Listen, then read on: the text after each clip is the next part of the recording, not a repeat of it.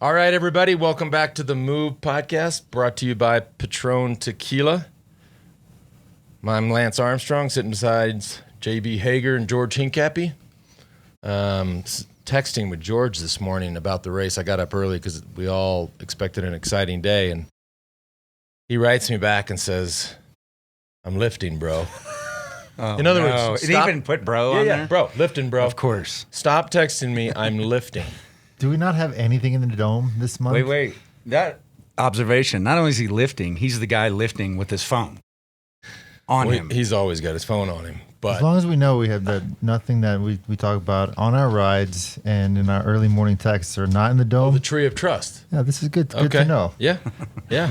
Anyhow, we're talking about stage 6. Cue our friend Alain Azizi. Stage number 6, Mulhouse to La Planche des Belles Filles. Mulhouse to Planche des Belles Filles. Sounded so French. 160 kilometers, 100 miles, 13,000 feet of climbing, bunch of categorized climbs.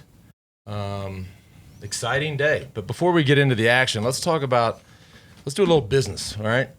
Today's show is brought to you by TheFeed, which if you've been listening to JB and Johan's show, you'll know that TheFeed is also the presenting sponsor of that show. And so this is actually a really cool concept. Instead of just going down to the store and always buying the same thing, and of course we all get accustomed to certain things and sort of fall in love with certain things. You just, out of habit, you eat or drink the same things for your workouts. These guys have got it set up. And actually, let's cue the image of the crew over at TheFeed packing our exclusive box. I love this. So this is the box from TheFeed that we curated. The guys packing the box are watching the move. I love that. That's great. So instead of just having the same thing all the time, you can curate your own box. So go to thefeed.com/themove. You get a free water bottle and a free packet of Scratch. All kinds of. So here's what we did in ours, right? Just so you can. Whoa, readers down.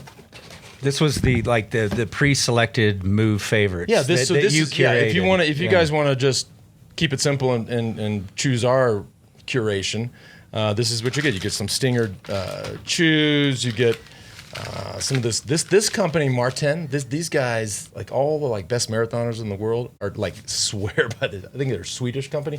They swear by it. We've got some Scratch Labs. We've got Amp PR Cream. We've got some other things. We obviously have, hey baby, Stinger waffles. But you don't have to choose our box. You can go in and make your own box. Over 100 brands available at TheFeed, so you can curate it however you want. I'm assuming 100 brands turns into probably over 1,000 SKUs, so lots of choices. Cool idea and cool story, cool branding. TheFeed.com/themove, and thanks to the boys for watching our show while you're packing up, hopefully not just our boxes, but everybody else's boxes. And also, thank you for sponsoring Johan's show. Next one we got is Roca, started by athletes, for athletes, in a garage in Austin, Texas. One thing I've been thinking about is that I need to make sure everybody knows there's a K in there, ROKA. Like if I was just, somebody said Roca, I might potentially think it's a C. But I love this product. To the gang over at Roca, George really needs readers. George, why don't you tell us which readers you're trying, in what strength? Because this is where we embarrass you. Whichever ones that you wear, but not the nerdy, clear ones that you've been wearing the last couple of days. Excuse me? Something a little bit more stylish. Wow. Dang. Wow. They got a lot of stylish stuff. So for our listeners, 20% off your first purchase. Go to Roca, ROKA.com/themove. Love this brand. And then, of course, as I mentioned or teased out the other day, stay tuned for a quote-unquote signature lens and setup from a partnership between Roca and the Move. I think it's cool they're a brand that supports a lot of athletes. A lot of guys in the tour. I mean, you see, if you pay attention, you'll see a lot of guys wearing their shades, and not just in cycling, but running, triathlon, speed skating. Rob Canales, his whole crew. Rob was a great swimmer in his day, and just a really, really psyched for this company. The other thing too, last thing about Roca is, and we've had some questions on social media about my backpack. So they also make bags, like this backpack. I mean, I don't see it in here, but this thing, you could literally put a small child in here. This thing it's awesome. And so I've been rocking this for for quite some time too. So I'll get you a bag too, George. Don't worry. Thank you. All right, let's get to the race scene. Talking about stage 6. I have to say, and I said it after stage 2 when Julian Alaphilippe was so impressive, how entertaining it was. Like, we need more of this. Like what we saw today. Whatever you got to do to make it like that. Throw some gravel in. Throw some 20+% in. Throw some attacks in. Like, if you didn't enjoy that, then you need to go, pick up. Weaving or something, because I thought it was awesome. I loved it. I agree. Today was super exciting. I woke up very early to try to catch the early moves. Well, I watch my iPad while I'm doing my stretching and lifting. But what a day. I mean, I thought at first Tekunik was kind of half in there. I didn't think they never should have let the breakaway get 8 minutes. That's a long time to make up, especially in those kind of roads up and down all day long, twisty, turny. Makes it tough once you give a strong group like that 8 minutes to bring them back. Well, everybody was talking about yesterday that Alaphilippe's going to let the yellow go, which did happen, but might not have happened. You say, if Tekunik had been just a little more on the ball, just a bit more they aggressive, could have held on to yellow. What was the maximum gap? Was 8 minutes. About 8 minutes. Yeah. Had to give them 5 minutes, he would have kept the jersey with. Turns out, surprisingly easier than we would have imagined, because he was super. He was one of the strongest guys there at the end. He went with a K to go, or just under a K to go on that really steep part. Had a ton left at the finish, and I'm going to throw it out here, which I didn't mention to you before the show.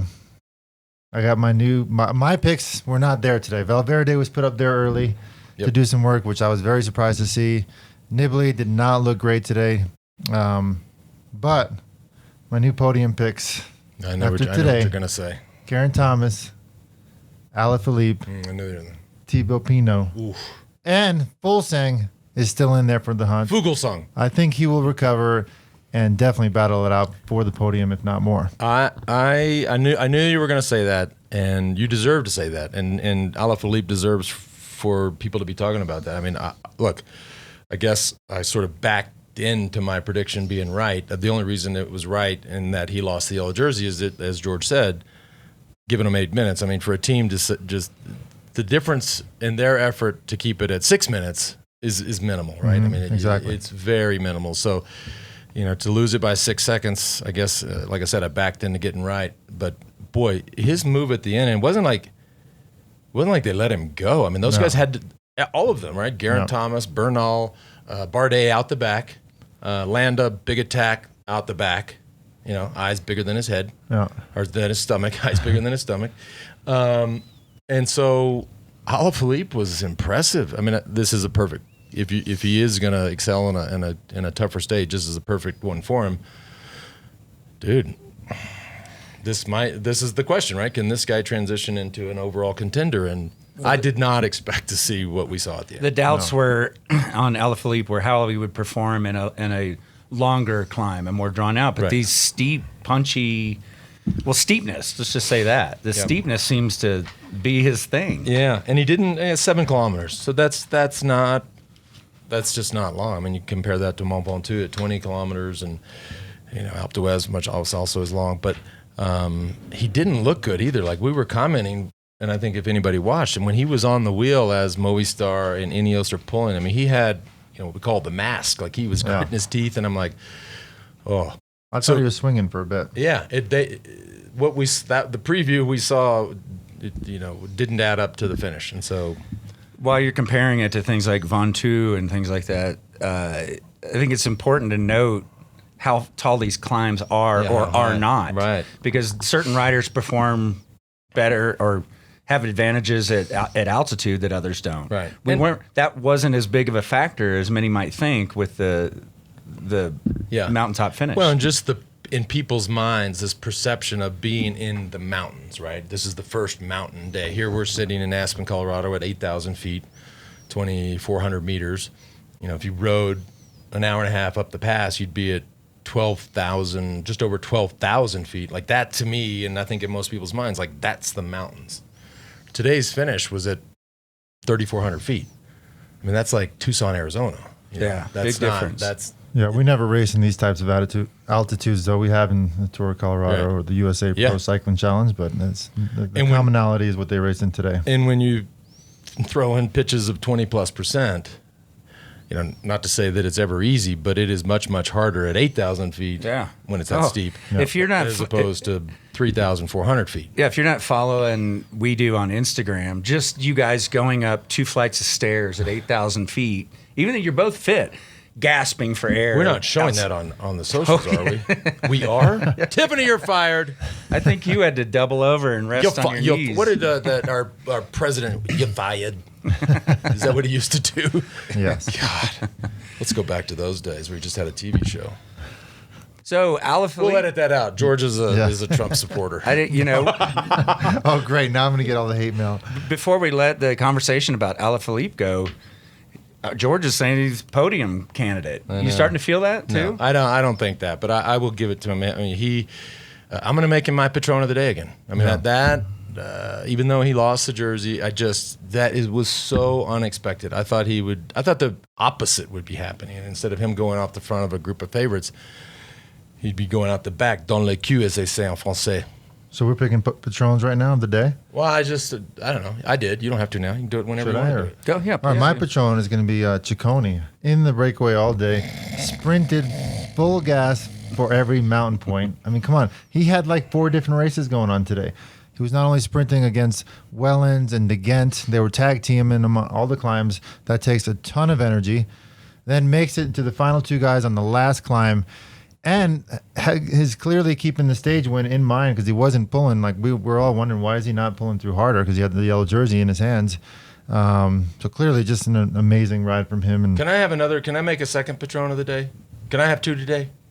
You haven't announced one yet. Yeah, I did. Yeah, you did. Julian Alaphilippe. I'm glad you're paying attention. But I want to have just like an exception and pick a second Patron of the day. And my second Patron, so Patron B, is Bob Roll. Number 1, I think he's doing a fucking fabulous job filling in for Paul Sherwin. And yes, I got the names right. But also, he picked Dylan Toones from the break. He said, and they showed the clip from Dauphiné where Dylan Toones won almost the same finish, not as high up during the Dauphiné. And Roll said, I think he stays away and wins. Like the man knows his stuff. That's a ballsy pick. Wine and cycling. Well, what do you guys know about Toones, and what does this mean for him not being the team leader? I don't know. Just a great day. Yeah. He won. Just leave it at that. Johan told me he won Tour Poland 2 years ago. He's 28 years old. He's Belgian. He's Belgian. He's an overnight superstar now after what he did today. That was an incredible ride. Clearly focusing on he said on his interview that he wanted to make a breakaway. He thought it was a chance to succeed and stayed in the breakaway the whole time thinking about the finish. Didn't care about anything else, just the finish line, and went from 500-600 meters to go on the front, kind of kicked it up on that super steep part, and then kept the effort all the way to the line. So it was a super impressive day by him. Can I have a third Patron of the day? Jeez. I'm serious. Where does it end? I don't know, but can I have a third Patron of the day? Apparently, it's your show. Okay. And I'm not just pimping the sponsors, but I would like to have a third Patron of the day. And my third Patron of the day is ASO. Right, we all know how hot and sexy gravel racing is, and everybody talks about Dirty Kens and all these events that it's gravel. And people want to put those events on. The industry wants to embrace it. They want to make gravel bikes and gravel components. And for ASO to lean into gravel, I think is a smart move. And so for that, I'm going to make them my third Patron of the day. I loved it. I think they should. If in 5 years, the trend is unicycles, I think we ought to have a little finish where you got to ride unicycle. All that to say, like it is smart to embrace what the world is saying.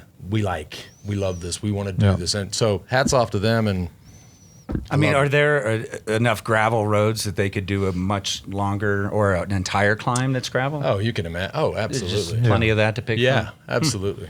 But I'm not going to let that go. He picks Ciccone as his Patron of the day.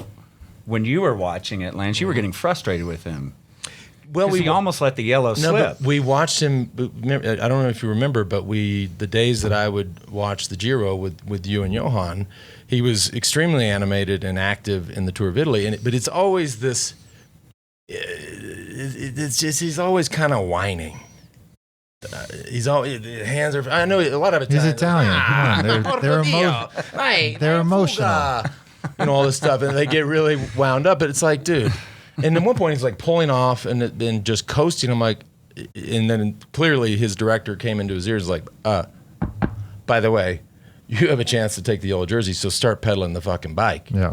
Which, if that's your upside, pull. Well, they had a little conversation there too when there was just 2 or 3 of them left on the final climb, and as we all know, in those moves, you always try to come to some sort of arrangement where, hey, let's work together till a K to go, or you're going to get the yellow, I'll get the win. Something was going on there where I think they finally came to an agreement where they would work together and try to keep the time up there.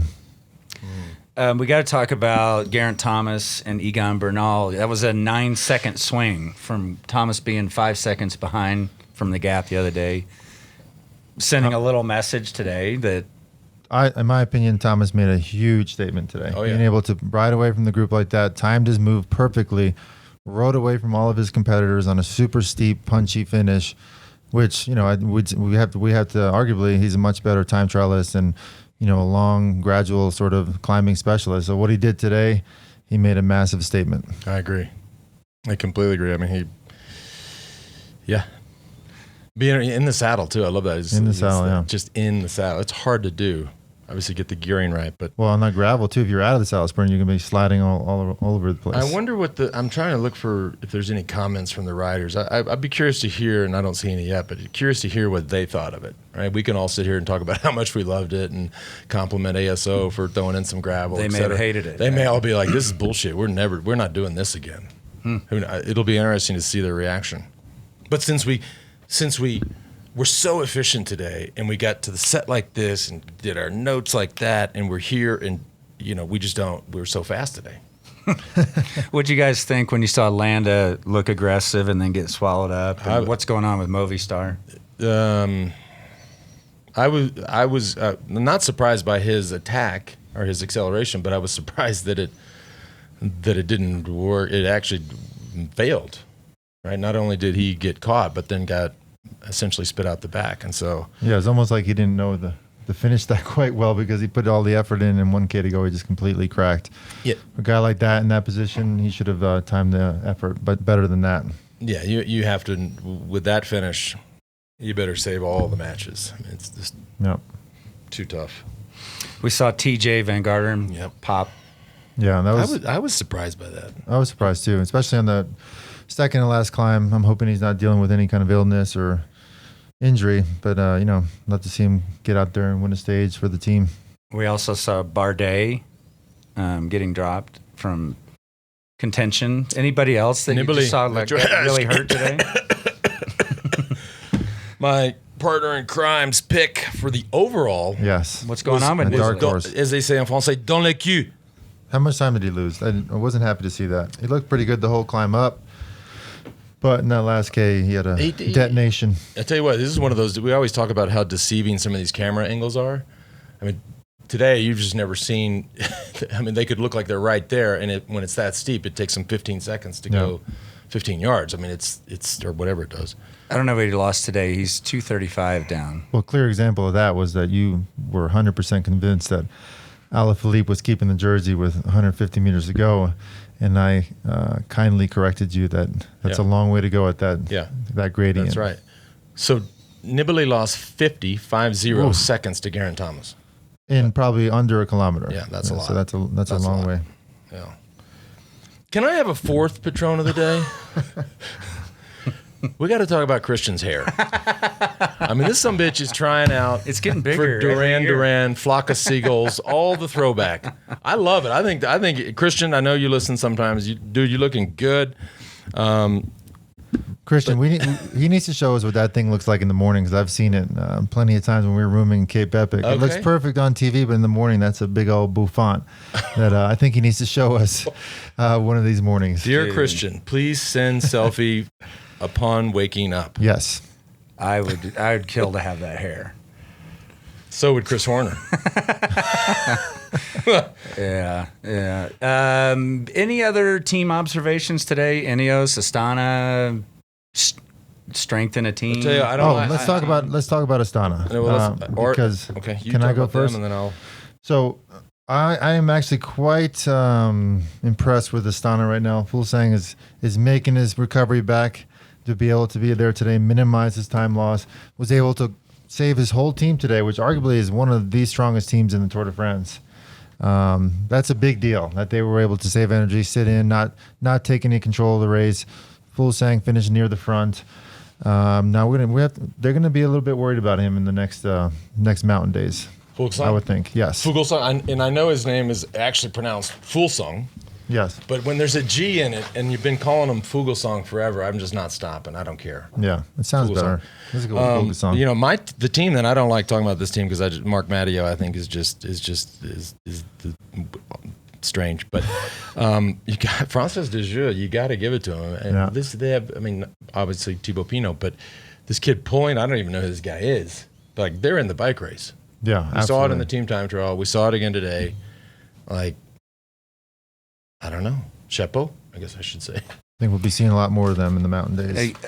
One thing that I witnessed today that I think you guys should explain, it was, I don't know, 60, 70K out. You see different teammates, one reach back or reach up and give someone a little pull forward.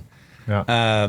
Sometimes you see guys pushing each other into position. It's called a hand in front of them, sling. but literally a hand sling. What is that? What are the rules on that, or are there any? You want me to take that one, Lance? Yeah. Since you probably never did one in your life. Exactly, and I never will. That's like the super tuck. So a hand sling. You just don't do that. A hand sling is for it's basically it's etiquette in cycling. If you open a gap by mistake, or you're not paying attention, or you're just suffering that bad where you can't hold the wheel in front of you, and you open a gap to the guy that's behind you, it doesn't matter if he's your teammate, your worst enemy. If you are, if you have some kind of morals, you should put your hand out and give him a little bit of love to get back there, because you open the gap, and that's not a cool thing to do when everybody's full gas and you just can't hold the wheel. You should put your hand out and sling him back up there. You're slinging him forward, but you're just putting them back in the gap so that that person that but all the guys behind aren't getting hand slings. So but they're still on the wheel, so they should be able to follow. They lose the wheel. I'm not saying it's right. I'm just saying it happens in the Peloton all day long. You're always at the front, or you were always at the front, and not either you given or taking hand slings. I don't think either you or I should talk about what's right and wrong. Yeah. Okay. I might have given you a hand sling once or twice.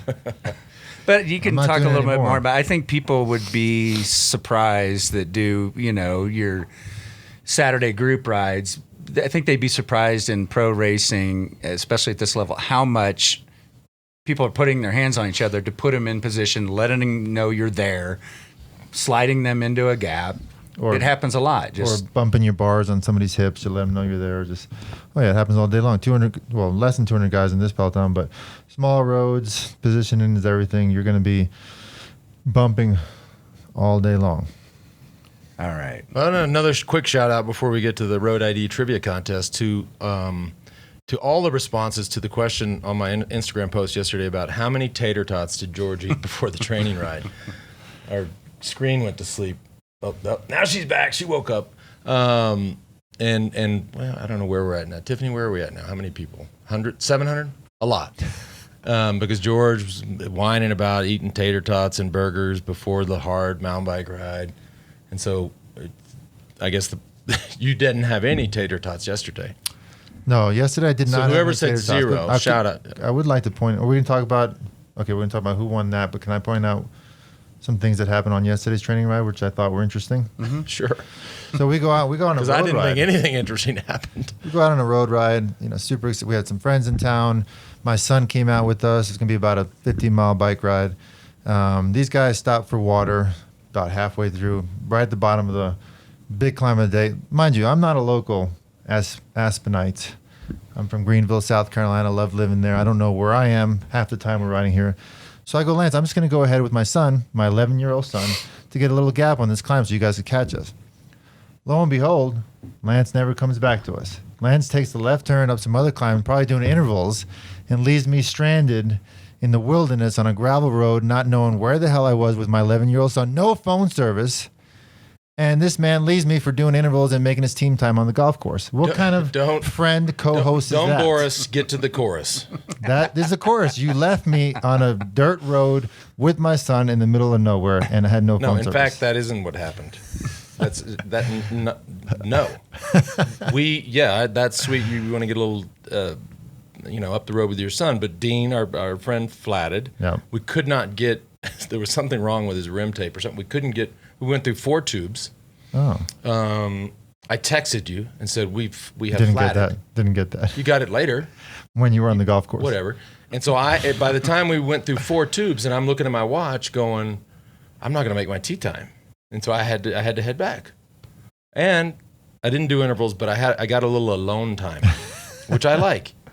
I'm with people right now. I don't always like to be around people. Got it. And so I got some alone time. I had like an hour all alone. I'm glad you were able to clarify what happened yesterday, because I was a little hurt by that. And you guys made it down the mountain, okay? Barely. We made it. I mean, we struggled, but we made it. All right, it's time for the RoadID trivia contest. We now know that these are multiple choice, so we're going to expand it and start giving you the choices. In 1909, the first non-Frenchman won the Tour de France, hailing from which country?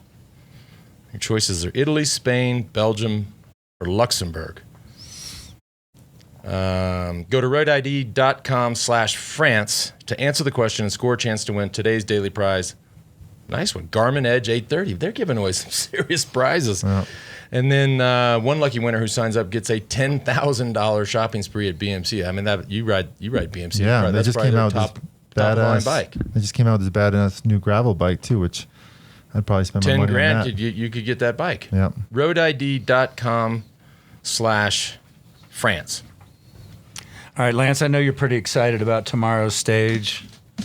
So we may not spend a bunch of time previewing tomorrow. Let's do a little more business, because we got to talk about 2 other sponsors. High Brew Coffee out of Austin, Texas. Cold brew for those who do. Got a new product, the Triple Shot, which I say it every day, that this is going to be my secret to success when it comes to kicking George's ass in our race. Go to highbrewcoffee.com, type in the code 20THEMOVE for 20% off. A bunch of different flavors, amazing, clean, pure caffeine and energy. As we talk about every day, I can't wait for a day where the hollow can comes back out. Like, nothing happened today where George could do the hollow can. But High Brew Coffee also exclusive sponsor to the hollow can. And lastly, full disclosure as well, we're investors in this company. I love this product, PowerDot. Spoke about it last year. Incredibly mobile. Growing up as an athlete and getting hurt from time to time and having to go down to the trainer's office and get e-stim, you see this big bulky thing and cables everywhere and expensive. These guys come along and make a mobile e-stim unit that's powered by an app on your phone, connected via Bluetooth, costs you $199. Take it anywhere you want, and whether it's just for simple recovery or injury prevention or injury healing. Incredible, game changer. And again, full disclosure, don't know if that's a disclosure or an endorsement, but we love it so much we have invested in the company over at Next Ventures. For our listeners, go to powerdot.com/themove and get 20% off. So Eric and his entire team, thanks for the support. Now, let's talk about something really boring. Tomorrow's stage. And it's the longest day.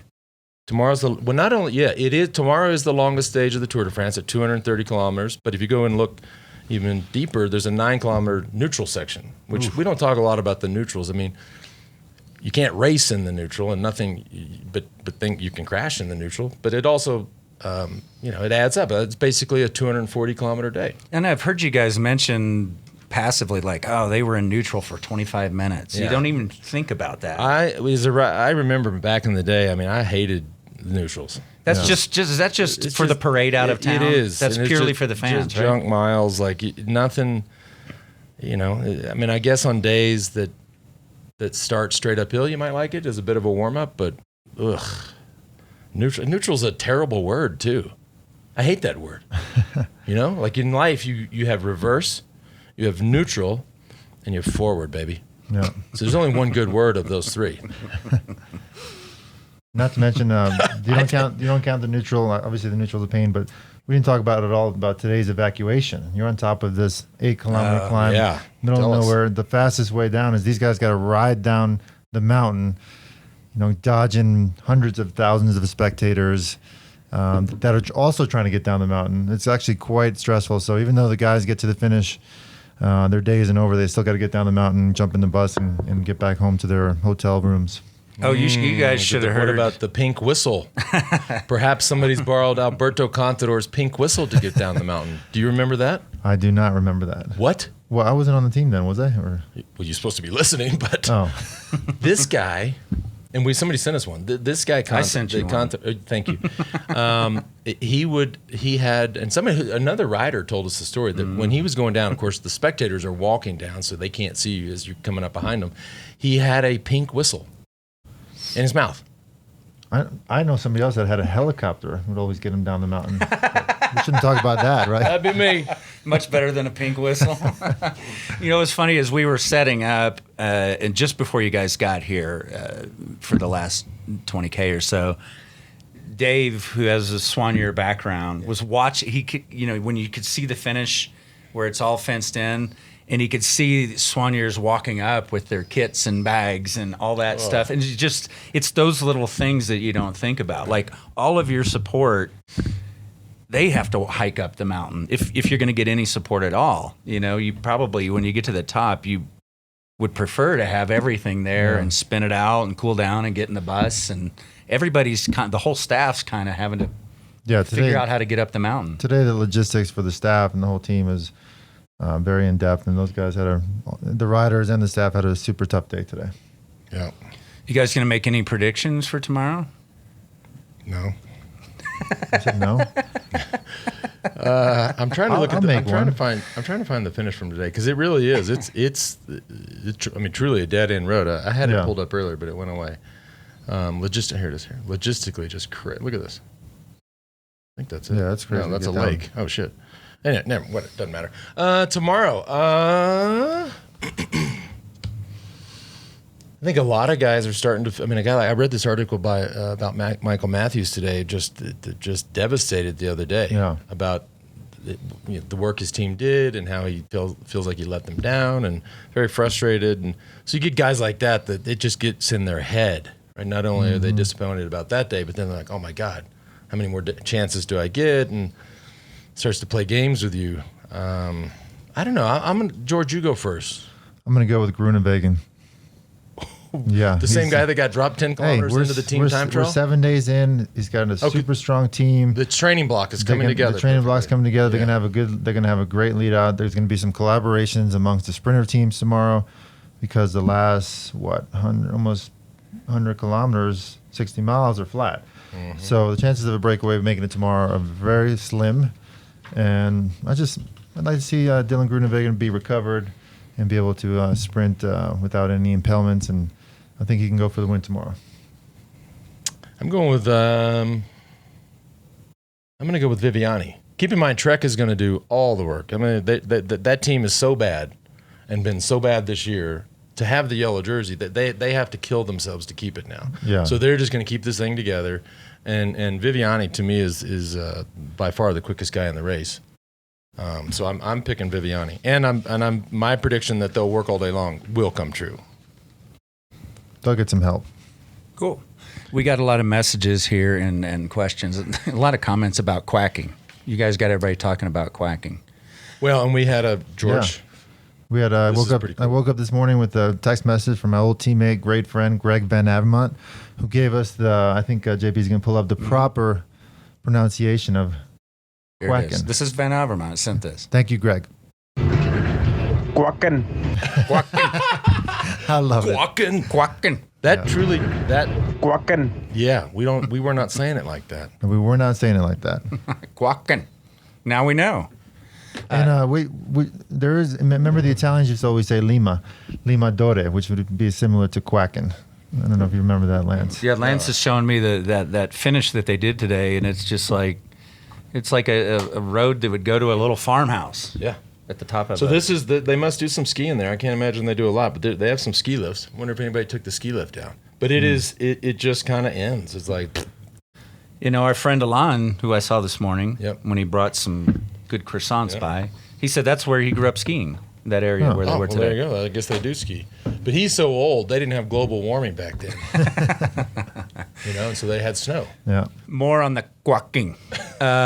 Somebody wrote in, Dear The Move podcast team, just a small explanation of quacking you discussed in yesterday's podcast. It's basically an onomatopoeia. Do you remember that from school? No, but I don't remember much from school. But what is an onomatopoeia? It's words that match their description. Oh, I thought that was the person's name who sent it in. In Flanders, quack is used to describe the sound of a collision, like you would see boom, pow, or splash in Batman comics. Those are onomatopoeias. Boom, pow. Remember? Mm-hmm. Greetings from Belgium, and keep up the great work. That's from Pascal. Pascal, Thanks, dankjewel. Pascal. Yep. And more about that. The Dutch verb quacken, the person doing it is a quacker. Yep. And one instance is a quack. It is not very refined, or in other words, a rough throwing movement is what a quack is. Wow. And So on July 28th, this will be the quack, and I'll be the quacking. and then Rory writes in, quack is also a fantastic Belgian beer, great for making party. Make party. Make party. Yeah. On iTunes, we were just checking our rankings, they have all these shows where people talk about all this really smart stuff, and here we're talking about this. Yeah. We're bringing you the insights from Peloton. This is inside baseball. Let's see. Let's throw a couple questions at you guys. All right. I sent this to you, texted you earlier. A quote for that kid, or do you want to tackle that tomorrow? Might need some time to think about that? That is a very serious obligation that I... Okay. Maybe we'll hold on to that. Yeah. We'll hold on to that because I know you guys needed a lot time. of pressure, you needed time to think about it. Let's see. Longtime listener, have caught every episode going back several years to stages. Always love hearing George and Johan's cameos. Glad they're now fixtures. Yep. Which is true. I remember in past year's episode, Lance discussing a novel idea of using multiple washing machines to keep teammates' gear separate and avoid cross-contamination. We talked about that with Sky, right? Why not just bring enough new kits for each stage? Are they using the same shorts, socks, and everything every day? Not every day, but you'd be surprised at how much they get used. And how people nasty. like Lance do not like wearing new shorts on any given day. He's got to wash them before he rides kits it. are like T-shirts, right? We all know what it's like when you get that one tee that you've worn it just more than all your others, and it gets to that place where it's perfectly soft, it fits you right, and you're just like, dude, that's my tee. And so it's the same with kits. Like, first of all, I would never wear any kit, straight out of the bag. No. That kit has to be washed multiple times before it can be worn. Just break it in a little. Okay, that makes sense. That explains why they wouldn't wear a new kit every day. And that question came from Adam in Pennsylvania. This one I just liked who it came from, and I think you'll dig it, Lance. It says, greetings from Nashville. We're following the tour while on our tour and listening to your podcast before and after our shows. A musician. Hopefully I'm not jinxing the riders by asking this question, but to me, the race so far seems safer than in previous years. There have been crashes, but thankfully no riders have withdrawn yet. In each of the last 2 years, 5 riders have been forced to withdraw by stage 5. Great observation, right? And they're right. Does it seem safer to you? Is it due to having teams of 8 riders instead of 9? What other inside scoop can you provide to explain this? Thanks for a great podcast. Ding, crash, boom. Matthew Burgess, the Percussionator. Percussionator.com. Wow. Clearly the drummer of this band on tour. Yeah. I think you're right, and I agree. I don't want to jinx them. We haven't had any rain, maybe a little bit today, but there's not been any wet roads, wet finishes. Perhaps, good point, going down to 8 riders, although I'm not a fan of it. And I think disc brakes have something to do with it. I think disc brakes just stop, even in dry, certainly in wet conditions, far and away better. I don't want to get into the debate about should we have them, should we not? Are they dangerous? Do they cut people when they crash? Because you can imagine that they do. But the fact is they stop a lot better. They definitely stopped better, but today I think there was less disc brakes out there due to weight savings. It's usually typically at about a pound with disc brakes. So guys like Ineos, I didn't see what they were riding, but my guess they were not riding disc brakes just to save as much weight as possible. But also the weather, there was no cobblestones in the early part of this tour, and he made a great observation that there seems to be a lot less crashes this first week of the tour. Yeah, good point.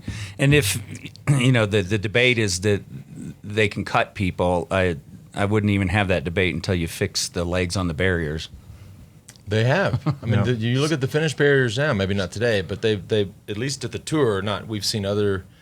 God, there was a nasty crash. Maybe 4 days at Dunkirk where the guy hit it hard, but.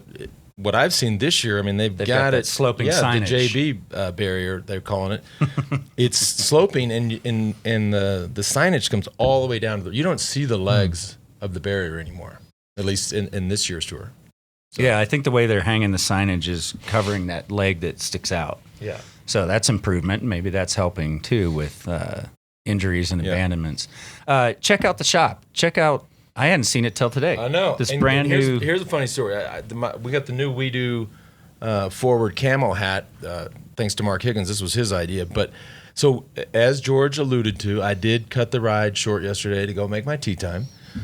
Played with our local sheriff, keeping town safe, and Oliver Hudson, my old buddy, the actor, and another buddy, Bruce Knackford. But on like 16, my son, my little 10-year-old, showed up he likes to play the last 3 holes and smack it around a little bit. He gets out of his mom's car, comes walking over, and he's wearing this hat. You hadn't even seen it? I hadn't seen it. I'm like, dude, where'd you get that hat? He's like, well, Higgs had brought him over. He's just immediately commandeered one, shows up to the golf course. I was like, damn, that looks good. So, and it's a big thing for a parent when your kid thinks something's cool that you made, which doesn't happen very often. Nope. I don't know if you're quite there yet. You don't have you have. I'm definitely there. I got a 14-year-old. Yeah, that's when it kicks in. She says something's cool. It's got to be really cool. It's got to be say really something cool. to her too. Well, that's just one example of something new in the We Do shop. WeDo.team. If you want to check any of that out.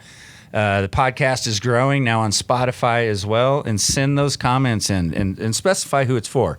Lance, George, Johan, all of the above. By the way, our good friend Chad Mountain sent me a note. I'm glad you mentioned Spotify. So he sent me a note and said that on Spotify it's one word. So a lot of people might type in the move.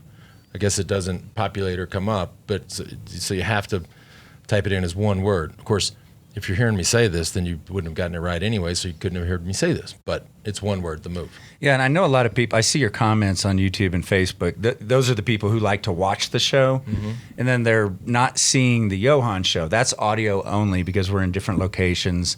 You'll have to subscribe to The Move wherever you get your podcast. So that means iTunes, Google Play, Spotify, SoundCloud, whatever works for you. Yeah. All right, send those comments or questions, especially the move at WeDo.team. And if you want to sleep in tomorrow and skip any stage of the Tour de France, tomorrow's the day to do it. No, I don't know. You never know. It's the Tour. You never know. Could be windy. Could be whatever. Wind is always, wind can definitely, I checked the weather. Weather's fine, so rain, not an issue, but you never know with the wind. Yeah. Longest day of the Tour. We'll see you tomorrow. See you all tomorrow.